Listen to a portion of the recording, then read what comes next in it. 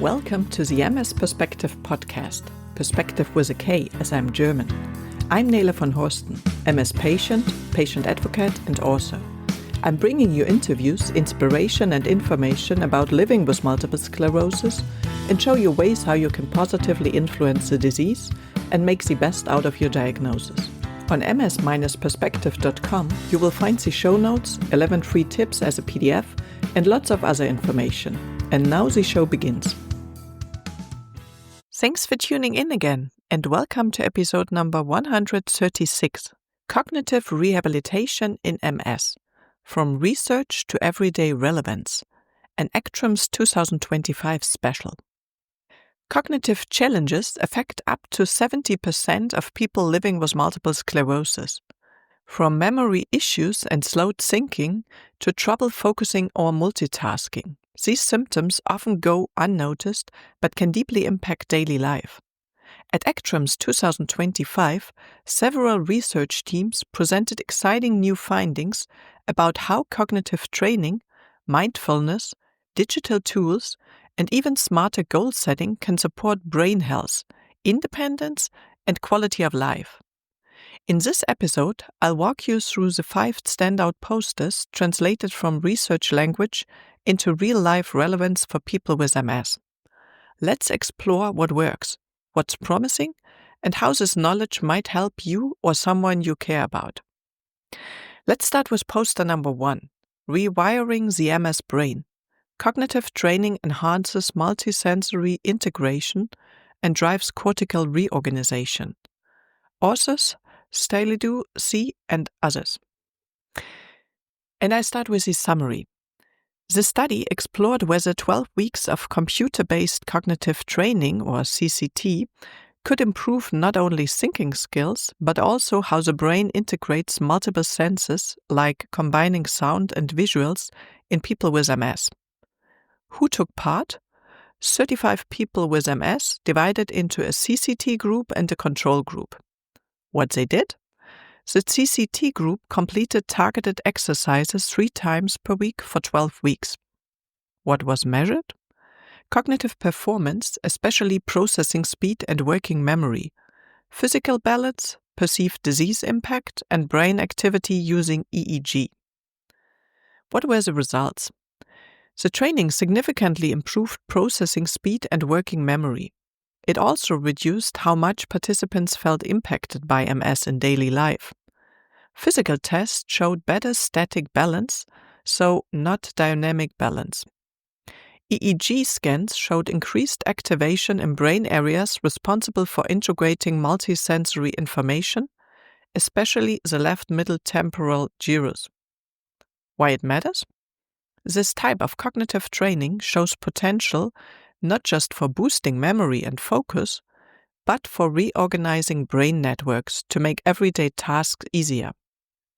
And because it's home-based and digital, it could be made widely accessible. On the Cochrane evidence level, it is level 2, which means well-designed RCT, so randomized controlled trial, but with a small sample. Reliability? Moderate to high, results statistically significant, but require replication in larger studies. Relevance? High. It supports the use of home-based digital cognitive training as an accessible, non-drugged intervention to improve daily functioning and independence. Takeaway? Cognitive training doesn't just sharpen your mind, it may also help your brain rewire itself for better everyday function. And if you want to check it out, the reference is the poster named before by Stylidu C. and others, ECTRIMS 2025, and it was poster number P2001. If you are wondering why this type of training works so well, another study by the same team looked deeper into brain mechanisms and found some fascinating links between sensory processing and cognitive improvement. So here is poster number 2, Enhancing Multisensory Integration in MS, Neuroplastic Changes and Rehabilitation Effects of Computerized Cognitive Training. Authors again, Styliadu C. and others. And again, I start with a summary. This study focused on how the same cognitive training, CCT, affects multisensory integration, MSI, the brain's ability to combine input from different senses, e.g. visual and auditory, which is often impaired in MS. Who took part? 31 people with MS divided into CCT and control groups. What they did? 12 weeks of audio-visual-based training. What was measured? Audio-visual task performance, cognitive outcomes by SDMT and working memory, and EEG activity. Results? The CCT group showed significant improvements in audio-visual integration tasks. Better MSI performance correlated with higher processing speed, attention, and working memory. EEG scans revealed functional brain changes, particularly in regions involved in sensory processing. Why it matters? Training the brain to process multisensory input more effectively may lead to improved focus and attention in real-world situations, like conversations in noisy environments. On the Cochrane evidence level, it is level 2, controlled intervention study. Reliability is moderate to high. It confirms results from poster 1 and adds robustness. And relevance, high, because their sensory overload is common in MS, and this training may reduce cognitive fatigue and improve daily interactions. The takeaway message: training multisensory integration could strengthen both cognitive skills and resilience in complex everyday environments. And the reference again is Steliades C. and others, ECTRIMS 2025, poster number P889. Okay, let's move on to poster number 3, neuroeducation combined with mindfulness-based meditation as a novel group-based neurorehabilitation approach. Authors Geiger N., Morshane T., Panner E. K., and others. And again, I start with a summary. So this study combined neuroeducation about cognition and MS with mindfulness meditation in a 7-week group program to improve cognitive and emotional health in people with relapsing remitting MS. Who took part? 34 participants with RRMS, so relapsing remitting MS. What they did? Weekly group sessions and daily home mindfulness practice over 7 weeks. What was measured? Processing speed, memory, fatigue, anxiety, depression, stress, and self-efficacy. And the results? There was significant improvements in SDMT, working memory, fatigue, anxiety, and depression, with a p-value under 0.05. The participants reported less perceived stress and greater self-efficacy, and there was a trend toward reduced perceived cognitive deficits, not yet statistically significant. Why it matters? This low-cost non-drug group program can improve both cognitive function and emotional balance, especially helpful in managing stress-related symptoms of MS.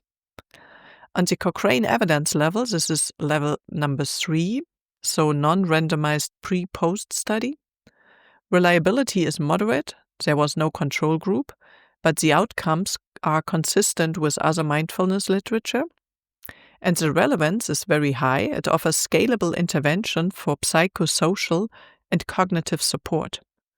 The takeaway message: mindfulness and neuroeducation together may help you focus better, feel calmer, and regain a sense of control. Reference: Geiger N. and others, ECTRIMS 2025, poster number P887. Okay, now there is poster number 4, Beyond Smart, evaluating goal setting in a neuropsychological rehabilitation trial in MS.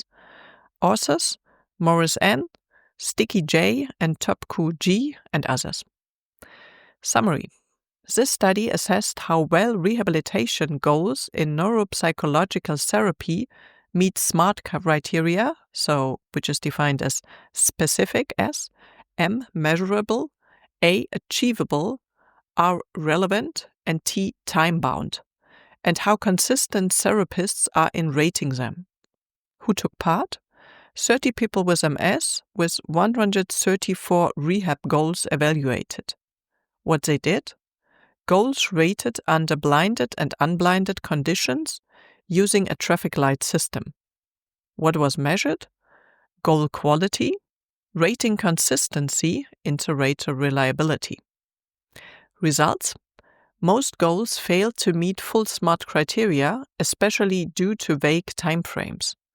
Training improved goal clarity. High inter-rater agreement, especially in unblinded settings. Why it matters? Effective goal setting is key to motivation and success in rehab. When patients are more involved and goals are well structured, outcomes are more measurable and meaningful. On the Cochrane evidence level, this is level 4, methodological study. Reliability is moderate, focused on process quality, not patient outcomes. And relevance is medium, useful for professionals, indirectly helpful for people with MS through better rehab planning. The takeaway message: clear, measurable goals empower both patients and therapists to work more effectively together. And reference again is Morris N. and others, ECTRIMS 2025, poster Neuro-MS trial.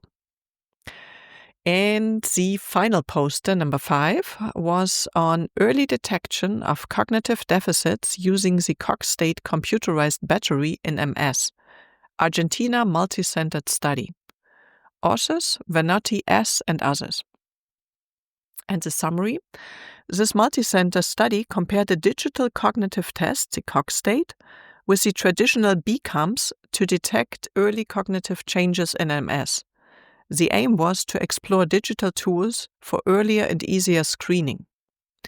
Who took part? 56 people with MS across 8 clinics in Argentina.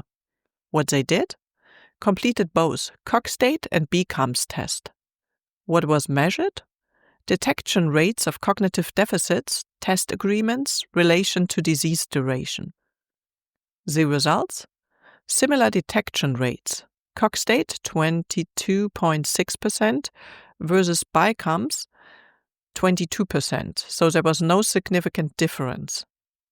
Cogstate better at identifying early reaction time and vigilance issues, and digital test is quicker and more scalable for remote use. Why it matters? Cogstate may offer a practical solution for early screening, especially in settings with limited access to neuropsychological care. Early detection can help initiate support and treatment sooner. And I don't know how it is for the rest of the world, but for sure in Germany we don't have enough neuropsychologists, so I think this is something good. Okay, let's move on. On the Cochrane evidence level, it is level 3, so diagnostic comparison study. Reliability is moderate, cross-sectional results are consistent, but longitudinal data is needed. Relevance, high. Digital screening tools are essential for timely cognitive care. The takeaway message: digital tests like Cogstate may help detect cognitive decline earlier and more conveniently than traditional tools. Reference: Venotti S. and others, ECTRIMS 2025, poster Argentina multi-center study. And to wrap up this first episode about rehabilitation posters, which I picked up from this year's ECTRIMS. Cognitive rehab in MS, what the research shows. Here's a quick summary of what we learned from the 5 promising ECTRIMS posters. Poster number 1, cognitive training plus brain rewiring. Digital brain training improved processing speed and working memory, and even changed brain activity patterns linked to sensory integration. A home-based option with real impact. Poster number 2, strengthening multisensory processing. Targeted training helped participants better combine sight and sound, which was linked to sharper attention and memory, a potential tool for reducing mental overload in noisy or complex environments. Poster number 3, mindfulness meets MS. A 7-week group program combining mindfulness and neuroeducation reduced stress, fatigue, and anxiety, and boosted thinking skills. Simple, low cost, and powerful. Poster number 4, smarter goals for better rehab. Many rehab goals weren't clearly defined, but training therapists improved goal quality and consistency. Clearer goals means better results. And finally, poster number 5, early detection goes digital. A computerized test, the Cogstate, matched the accuracy of traditional cognitive screening while detecting earlier signs like slower reaction time. Quick, remote, and ready for clinical use. And up next from ECTRIMS 2025 will be episode number 137, Movement and Digital Rehab in MS. And we'll explore how robot-based tests, tele-rehabilitation, and integrated rehab centers are changing the way people with MS stay active, mobile, and independent. So I hope you liked this episode, learned something new, and got inspired to concentrate also on your rehab, or whatever that means for you. And please stay as positive and active as possible. Rate the podcast wherever you are listening to it. And let somebody else know who might be interested in it. And see you next time. Bye. Thank you for listening today. I hope you found it helpful. You may also be interested in the previously published episodes and posts, which you can find at ms-perspektive.com/podcast. Perspective with a K. You can also get a free PDF with 11 tips for your positive impact on MS at ms-perspektive.com/newsletter. If you'd like to get in touch, you can reach me at nele@ms-perspektive.com or on social media. See you next time.